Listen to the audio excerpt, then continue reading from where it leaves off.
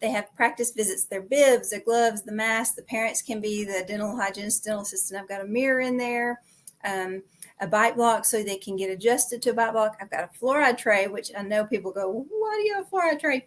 But you can take apart the fluoride tray and they could practice holding something in their mouth if maybe they're going to have to take an impression.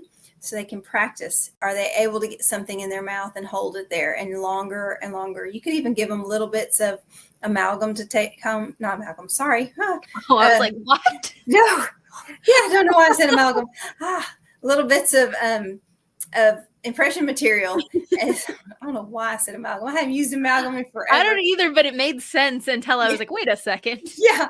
So give them a little bit of the impression material and let them mix it up, make like a little ball. I'm not talking fill the tray, but so that they get the taste and the texture and the feel. I've got prophy paste and a prophy angle so they can feel what that's like in their mouth, because it's a lot of taste issues, texture issues. So they get to test all of it.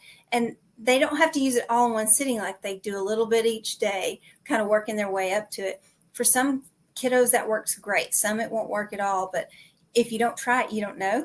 And if it worked, now they can come into the office and do it. So I have those kits that I've put together as well. That's so genius.